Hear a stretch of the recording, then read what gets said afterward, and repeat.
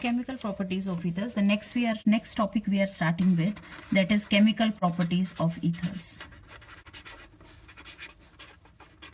Chemical properties of ethers. So before we start with the topic, we just want to discuss about the nature of carbon oxygen bond. Here it is a polar bond, but the polarity of this is very weak.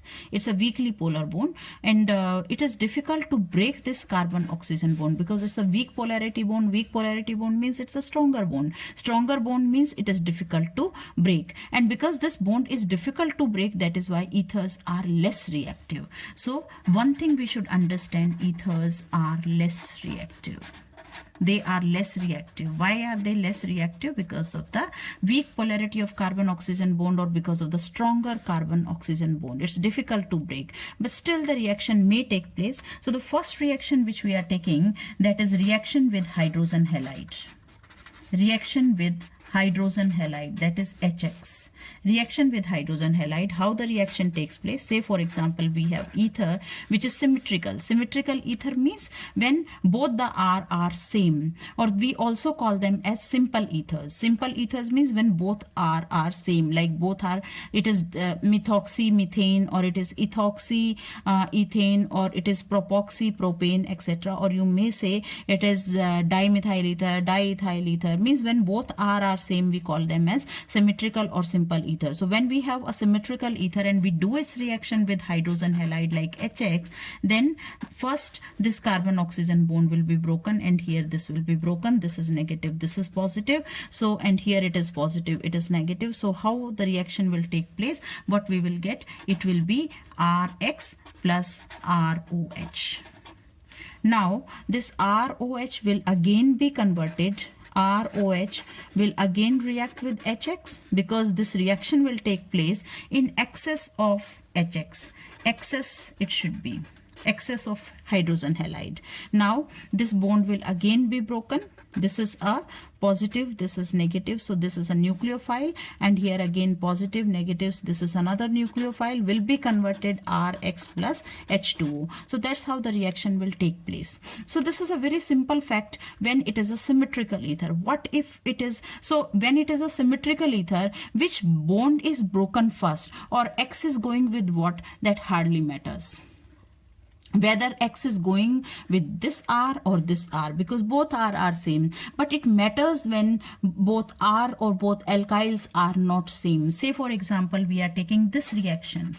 Say it is CH3O, CH2, CH3, and we do its reaction with HI. But before I start with this, I just want to mention here the order of reactivity of hydrogen halide is HI followed by HBr followed by HCl. So basically HI and HBr only do this reaction. HCl generally doesn't undergo this reaction, or doesn't cause this reaction. So when we do this reaction, how the reaction will take place, or what will be the product obtained here? Here the reaction will be taking Sn2 mechanism. Sn2 mechanism means I will be coming from the opposite side, and I will, or iodide will be attacking from that side which is less substituted alkyl group. So whenever there is a less substituted alkyl group, like here only methyl, there is no other carbon along with it, so iodide will come and attack from this side. So how will be the transition state here? It will be something like this: CH3O,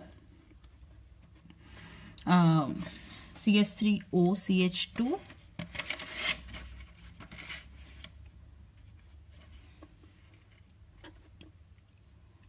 CH2, CH3, first attacked by H, positive charge, and then here is I, and this should also be a dotted line. Sorry, it should be a dotted line. So I'm writing it again. Well, how it should be? It should be CH3 with a dotted line showing not completely established iodide bond. Here it is oxygen, hydrogen with a positive charge, and here it is not completely detached ethyl group, CH2, CH3. So what will be the product obtained? So this is the transition state formed. Now this transition state will be resulting in the formation of the product that iodide is going with the least substituted alkyl group, that is methyl iodide is the product, and then it is CH3 CH2 OH is another product. So that's how the reaction is taking place. Let's take some more examples of the same. Say for example, we are taking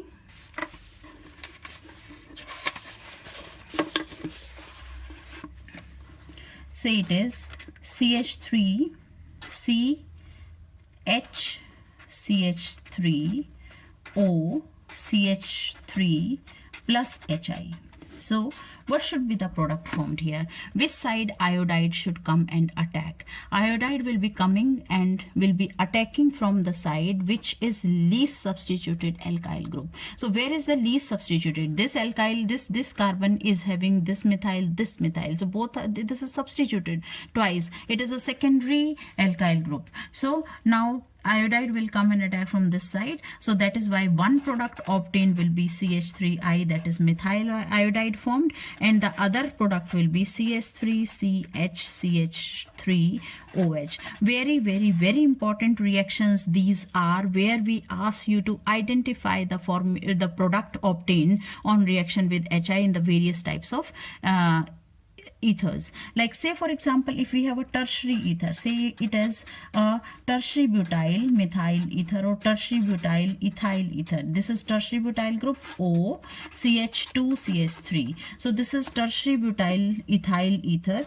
When reaction takes place with this, so what do we expect? Will it be still the same thing? Same thing in the sense like, will iodide will come and attack from this ethyl side? No. Here the mechanism is different. Let me tell you, when it was a primary and secondary ether, the type of reaction, or you can say the mechanism followed, was Sn2. But when it is a tertiary group present, then mechanism followed here will be Sn1. So if it is an Sn1 reaction, or the reaction is following Sn1 mechanism, then what will happen? The first step will be formation of a carbocation, and we know tertiary carbocation will be most stable. So that is why first this will be converted to the tertiary carbocation, and then iodide will come and get attached to this, and hydrogen ion will go there. So what will be the product obtained in this reaction? It is CH3 CH3 CH3I. Please understand and try to differentiate when it is a tertiary alkyl ether or when it is a primary or secondary alkyl ether. Then how the difference in the product is there. Why product is formed differently? Because the different mechanism is followed. Whenever we have both side primary groups, like if we go back to the previous slide, we observe here that CH3 CH2 CH3 HI. So because both side it is primary, so iodide is following which mechanism for the substitution? It is Sn2 mechanism. Sn2 mechanism means secondary transition state has to be formed. Transition state, in that the nucleophile will be attacking simultaneously. So that is why it will be attacking from the least hindered side. Least hindered side means in which there is least bulky alkyl group. So methyl group is lesser bulkier, that is why iodide will come and attack from that side. Now if it is a secondary alkyl ether, secondary alkyl ether means, say for example, if the ether is like this, this is secondary alkyl ether.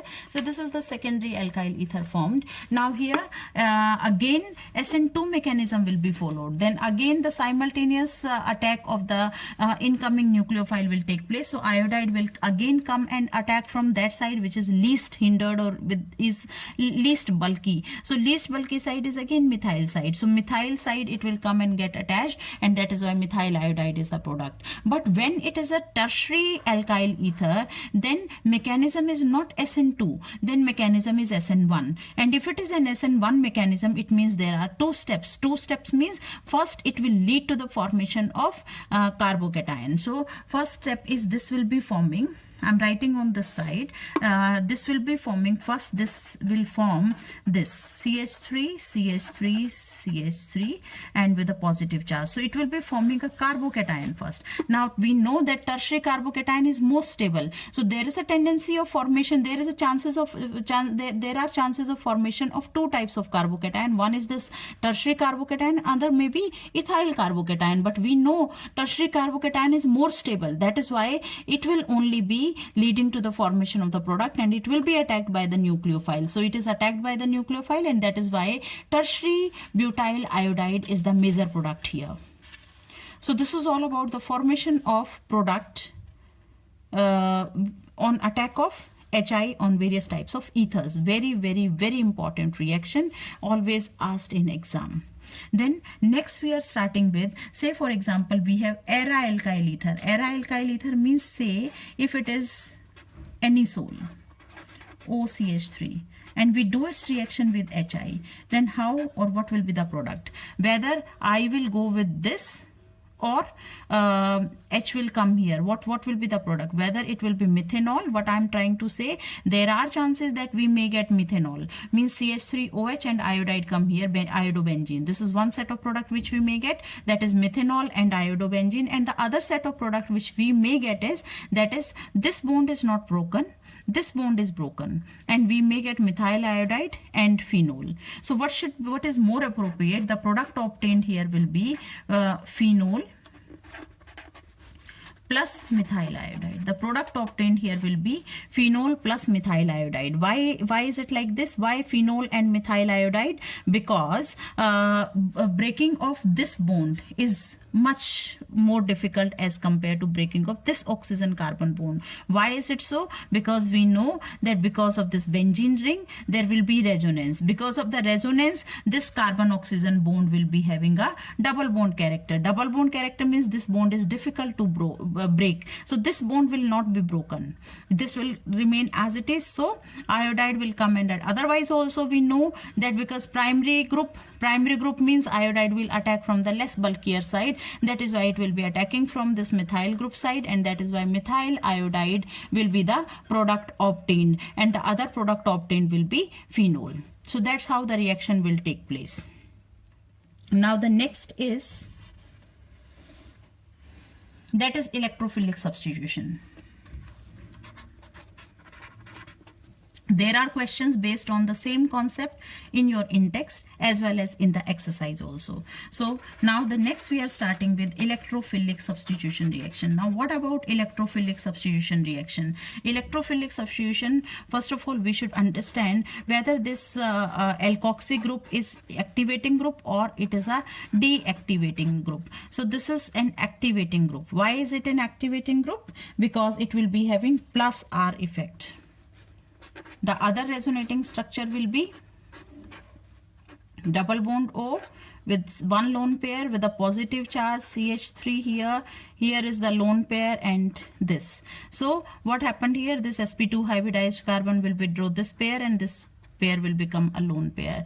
Now the next is, this will be shifted here and this will be shifted here. So the next resonating structure will be like this: double bond O with one lone pair CH3 here, and here is the double bond, here is the double bond, here is the lone pair. The next structure will be like this, that is double bond O CH3 positive. Now this pair will be shifted here and this pair will be shifted here. So here is the double bond, here is the double bond, here is the lone pair, and then the next is, this will be shifted, this will be shifted here and this will be shifted here. So the next structure formed will be like this, that is this single bond O, two lone pairs and CH3. So here we should observe, because this alkoxy group is making benzene ring electron rich, or it is having plus R effect, that is why it is an activating group, as well as it is an ortho para directing group. How is it an ortho para directing group? Because it is making ortho and para sites electron rich. It is making ortho and para sites electron rich. That is why it will direct the incoming electrophile to the ortho and para positions. So here we can take various examples of the electrophilic substitution reactions as we did earlier in all chapters, that is hallucination. If we carry out hallucination of any sol, that is OCH3 present here, and if we do its hallucination with bromine in presence of ethanol C2H5OH, then the product obtained will be orthobromo anisole OCH3Br plus parabromo anisole, that is OCH3Br. So this is one example which is taking place in the same way. Para is the major product as usual, as we did earlier also. Similarly, we can do its Friedel-Crafts reaction. Friedel-Crafts reaction is done again with CH3Cl, Friedel-Crafts alkylation in presence of anhydrous, because Friedel-Crafts is there, that is why in presence of anhydrous AlCl3, the product obtained will be, that is OCH3 here, CH3 plus OCH3 here, and CH3. So this is the product obtained on Friedel-Crafts alkylation. The name of this product is 2-methoxytoluene, or it is also called as 2-methoxytoluene is the name, and here this is again the major product. If we carry out its Friedel-Crafts acylation, acylation means addition, or you can say reaction with the acyl group CH3COCl, and because Friedel-Crafts, that is why in presence of anhydrous AlCl3, so the product obtained, the major product will be OCH3 will remain as it is, and here it is COCH3. What is the name? It is 4-methoxy acetophenone. Acetophenone is the parent compound, and that's how the reaction is there. So this is the major compound, and the minor will be like this, that is OCH3 COCH3. This is the minor product, that is 2-methoxy acetophenone is the minor product. Then we can do example of nitration also. Say for example, if we carry out its nitration, then what do we expect? What should be, if we do its nitration? Nitration will be done with the concentrated HNO3 and H2SO4 as usual, as we did earlier, HNO3 and H2SO4. What will be the product obtained here? We will be getting orthonitro anisole and paranitro anisole. OCH3 NO2 is the major product, and OCH3 NO2 at ortho position is the minor product. So that's how the reaction will take place. So this is all about the chemical properties of ethers, and this finishes with the chapter, that is alcohols, phenols and ethers. So we are again left with some important chemical compounds, as we left some important chemical compounds the first chapter also. So that will be doing afterwards. Thank you.